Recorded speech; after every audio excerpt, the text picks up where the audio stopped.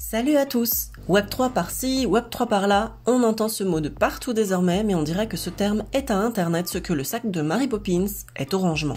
Un gros fourre-tout. C'est le nouveau mot à la mode qui a envahi les réseaux sociaux autant que les entreprises. Mais qu'est-ce que c'est exactement le Web3? J'avais envie de vous faire un petit condensé simplifié et en images pour vous aider à y voir plus clair, surtout si vous venez de débarquer dans la cryptosphère et que vous avez l'impression d'être arrivé sur une autre planète avec des gens qui parlent bizarrement. Explication donc de ce Web3 sans prise de tête.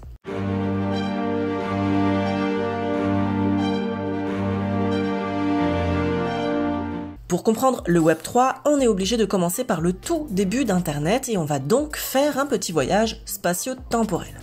Non, mais pas si loin quand même. C'est à la fin des années 80 qu'on commence à utiliser le terme d'Internet. À cette époque, bébé Internet, qu'on appelle Web 1.0, c'est assez rudimentaire, on peut alors consulter des informations sur son écran et c'est à peu près tout. Un peu comme le Minitel pour ceux qui ont connu. Le Web 1.0, c'est quand même un nouveau monde avec plein d'opportunités et de possibilités qui s'ouvrent, genre conquête de l'Ouest. Internet, c'était alors un espace sans grande régulation, n'appartenant à personne et où tout était possible. À cette époque, c'est encore hyper nouveau. Ça commence à rentrer dans les foyers, on crée ses premières adresses mail et on arrive à trouver des infos de toutes sortes, mais aucune interaction n'est possible. Ça va être comme ça jusqu'au début des années 2000. En fin de compte, en 20 ans, petit à petit, Internet est devenu indispensable et incontournable. Au début des années 2000, les premiers réseaux sociaux bouleversent le web en ajoutant une nouvelle dimension au web, l'interaction. À ce moment-là, et avec l'arrivée des smartphones, des tablettes et des autres objets connectés qu'on connaît, on peut maintenant réagir, commenter, liker, disliker, on peut créer son contenu, on peut le partager avec du monde.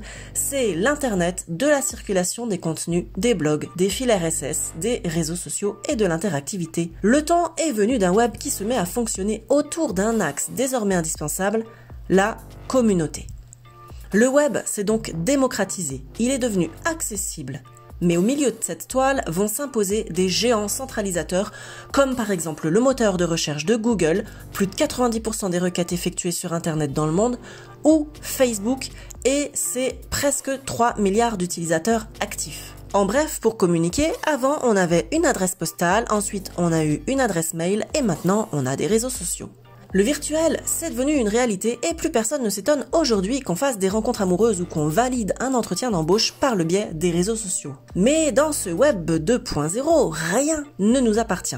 Dès lors qu'on a posté une photo sur notre réseau préféré, on cède tacitement notre droit de propriété. Notre photo, notre commentaire, notre contenu, plus rien ne nous appartient une fois envoyé sur la toile. C'est ce concept de propriété qui va donner naissance à l'idée d'un web 3.0 décentralisé, déconnecté des géants du net, qui, jusque-là, ont gagné des milliards de dollars en revendant et en monétisant nos données et nos informations sans nous permettre d'en retirer un centime. Le Web 3.0 a été envisagé dès 2014 en réalité et se met en place dans l'ombre depuis plusieurs années déjà, mais c'est depuis les années 2020 environ qu'on commence vraiment à en entendre parler. Le Web 3.0, c'est une sorte de synthèse du Web 1 et du Web 2. Il veut rendre à l'internaute son indépendance avec l'excitation du web des débuts, tout en gardant les innovations et le confort d'utilisation issus du Web 2. Le Web 3, qui serait un troisième moment dans l'évolution des usages sur Internet, nous renvoie en fait à l'idée d'un Internet décentralisé et plus libre, complètement indépendant des États ou des géants du numérique. Le Web 3 est étroitement lié à la technologie de la fameuse blockchain. Alors rapidement, pour comprendre ce mot barbare, la blockchain c'est un système de certification décentralisé. Vous allez me dire, vous avez rien compris. Ok, bon, alors, il faut imaginer un genre de grand registre dont chaque page est un bloc. Et les blocs servent à consigner toutes les transactions effectuées entre les utilisateurs. Pour chaque transaction, une nouvelle ligne s'ajoute aux précédentes et le registre comprend donc tout l'historique de tous les échanges et ça forme ainsi une chaîne de blocs. À ce jour, après la blockchain du Bitcoin, qui est la plus célèbre, d'autres ont vu le jour comme Ethereum, Solana, Tezos, etc. L'idée principale de toutes ces blockchains reste la même, ne pas faire confiance à un organe central mais plutôt au réseau de certification qui est anonyme et décentralisé. En résumé, Tout projet ayant trait de près ou de loin à une blockchain peut donc aujourd'hui se retrouver estampillé Web3. Alors, vous allez me dire pourquoi est-ce qu'on parle autant du Web3 aujourd'hui ? D'abord parce que la technologie de la blockchain rend aujourd'hui techniquement possible un retour du pouvoir de décision aux internautes. Ensuite, parce qu'il y a aussi un changement d'état d'esprit de la part des consommateurs d'Internet. Surveillance de la NSA, scandale Cambridge Analytica, Facebook Files, explosion des rançongiciels.